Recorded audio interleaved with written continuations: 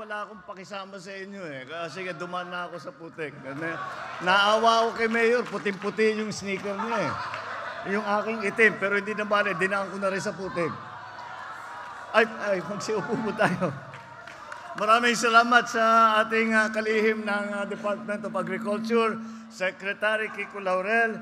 Andito rin po, kasama po rin natin ang Secretary ng DILG, Secretary Benhur Abalos, na matagal na siguro mga 1 linggo na itong hindi natutulog at maraming ginagawa at sa mga issue ng mga pulis. At siguro nababalitaan ninyo lahat yan. Andito rin po ang anak ng Cavite, Senator Bong Revilla Jr., ang isa pang pinagmamalaki ng lalawigan ng Cavite, Senator Francis Tolentino, at ang ating mga representante ng Cavite, the 1st District Representative Jolo Revilla III, sa 2nd District Lani Mercado Revilla, sa 3rd District naman Adrian J. Advincula, at sa 5th District, Representative Roy Loyola. Okay. 6th District Representative Tony Ferrer. And the 7th District Representative Crispin Diego Remulla. And the 6th District Representative Aniela Blanca Tolentino. Nandito rin ang ating mga party list representative, Agimat Party List Representative Brian Revilla, at yung ating rabble-rouser, sasabihin ko na at ang ama ng lalawigan ng Cavite na matagal nang nagsiservisyo at matagal ko nang kasama. Actually, sa ang katotohanan ng pagsasama ng Remulla at saka ng Marcos, matagal na sa aming mga uma. At sila'y naging napakalapit dahil nagkakasundo sila doon sa kanilang mga iniisip para pagandahin ang Cavite, para pagandahin ang Pilipinas. Nagkataon kami rin ng mga sumunod na Remulla. Kasama na rin dyan si Secretary Boying ngayon, na Secretary ng DOJ, at ang inyong gobernador, Governor John Vic Remulla. At ang mayor na nasira ang mga bagong sneaker na puti, General Trias, City Mayor Luis Ferrer IV. Andito rin po ang iba't iba na mga alkalde ng iba't ibang bayan na nagre-represent at sinamahan ang ating mga iba't ibang benepisyaryo na makakatanggap na ating hinahandugan ng kaunting tulong dahil nga dito sa ating rinaranasan na kahirapan, na krisis at pabalibaliktad na panahon. Kaya po, nandito po kami.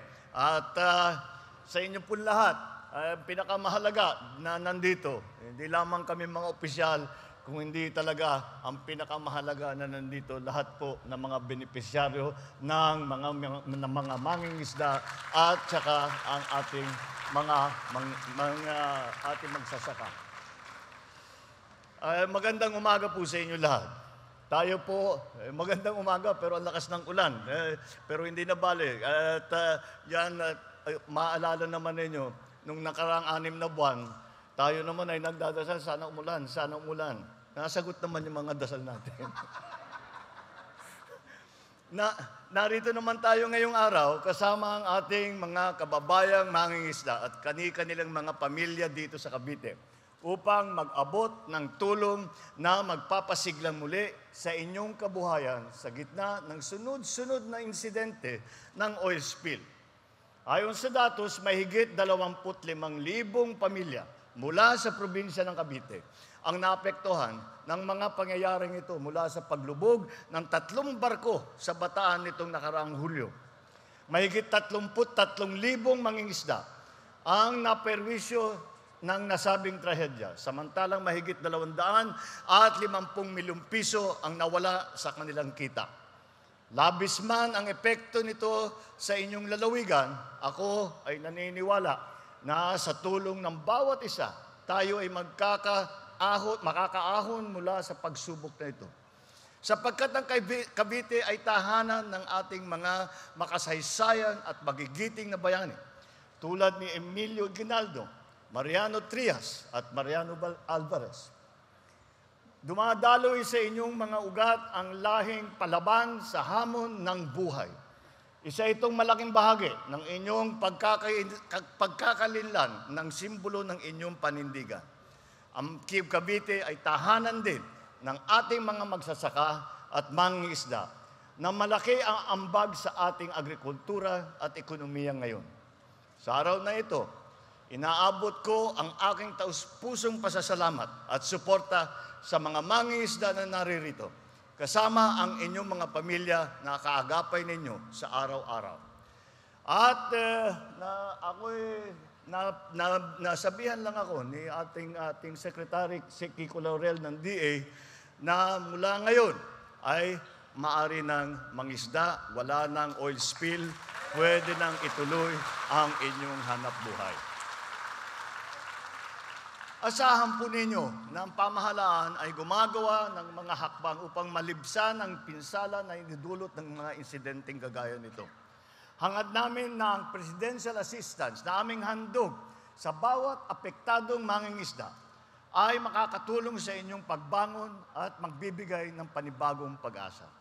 Sa pangunguna ng BIFAR, makakatanggap ang ating mga mangingisda ng 18 milyong piso na halaga ng tulong, kabilang na ang post-harvest equipment, training, tulong pinansyal para sa gasolina. Ang DSWD naman ay nakapag-abot na ng halos 70 milyong pisong halaga ng ayuda para sa mga apektadong pamilya.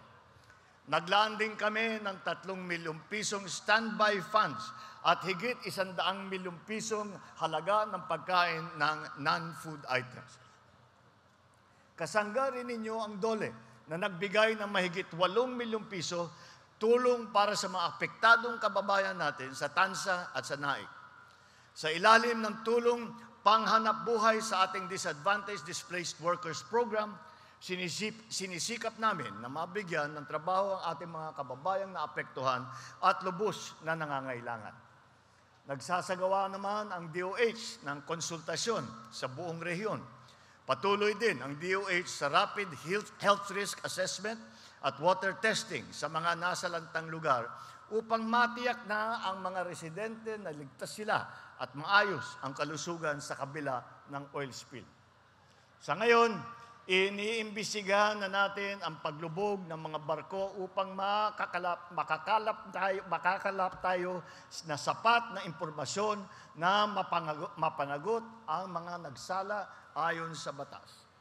Titiyakin din natin na makakatanggap ng karampatang kompensasyon ang mga naapektuhang mamamayan.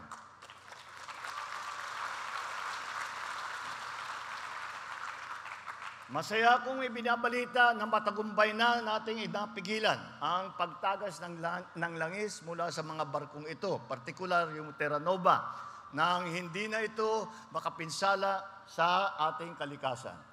Nasimulan na rin ang ating operasyon para sa tuluyang pag-recover ng langis mula sa nasabing barko at inaasahang matapos natin ito sa lalong madaling panahon. Ang estimate ng ating Coast Guard kasama yung mga salvor ay sa kanilang pananaw, sa kanilang pagkalkula ay 2 linggo daw yan ang tatagal yung pagsipsip nung langis doon sa barko. Naumpisa na ito mga 4 days ago, siguro mga 10 days na lang matitira. Pagkatapos ng 10 araw ay masasabi natin na isip-sip na lahat ng langis, pwede nang subukan na i-recover yung barko na yan. Palulutangin nila ulit at dadalhin nila sa ibang lugar. Kung meron pang natirang langis doon, saka doon kukunin. Kaya naging maayos naman ang ating pagsagot at pagtugon dito sa krisis na ito. At marami namang tumulong sa atin, hindi lamang ang ating Coast Guard, hindi lamang ang ating DOST, ang ating DNR, kundi rin po ang mga international na merong mga organisasyon po na ngayon, mga NGO, na kapag may oil spill, lalapit at tumutulong, tinuturuan tayo kung ano yung mga teknolohiya, ano yung mga gamit na para mas maganda ang ating magawa. Kaya yun po ang ginawa natin. Kaya ang una naming inaasikaso ay na maging secure yung barko. Kaya yun ang inuna. Kaya lahat ng mga tumutulo, lahat ng mga lumalabas na langis, linagyan natin, kinoberan po natin lahat yan. Yan ang una. Kaya tumagal bago na sip-sip. Ngayon, nagsisip-sip na tayo. Kaya ngayon, yun na nga, umabot na rin tayo sa araw na masabi natin, maari na naman na ang ating mga mangisda ulit. Patuloy naman ang ating pagkumpuni at pag-aayos ng manhole at air vent sa Jason Bradley na kabilang paghahanda para sa ating refloating operation. Palulutang nila ulit. Isinasagawa na rin ang seawater siphoning, yun na nga sa barkong Mirola 1, kasabay ng pagtatakip sa mga butas ng katawan nito. Mga kababayan, kasabay ng pagbibigay namin ng tulong sa mga komunidad, asahan din po ninyo na patuloy ang inyong pamahalaan sa paghahanap ng solusyon sa mga problemang dinulot ng pangyayaring ito. Nagsisikap din kami na bigyan kayo ng panibagong lakas at pag-asa upang malampasan ang dagok na ito, matugunan ang ating pangangailangan ng nakakaraming Pilipino at mapalakas muli ang industriya ng pangingisda sa Cavite. Magiging kaagapay ninyo ang administrasyong ito sa pagpapalawak ng inyong kaalaman at kasanayan sa pangingisda at sa paghihikayat pa sa kabataan na makilahok sa pagsulong ng inyong sektor. Bukod sa bayanihang ating nasasaksihan ngayon, naway magsilbing paalala rin ang mga pangyayaring ito upang bigyan natin ng angkop na atensyon ang ating kapaligiran at mga likas na yaman. Sama-sama natin pagtatagumpayan ang mga hamon ng buhay at bigyan ng katuparan ang ating mga pangarap sapagkat walang maiiwan at walang mahuhuli sa bagong Pilipinas. Maraming salamat po. Mabuhay po kayo ang ating mga mangingisda. Mabuhay ang Cavite. Maraming salamat po.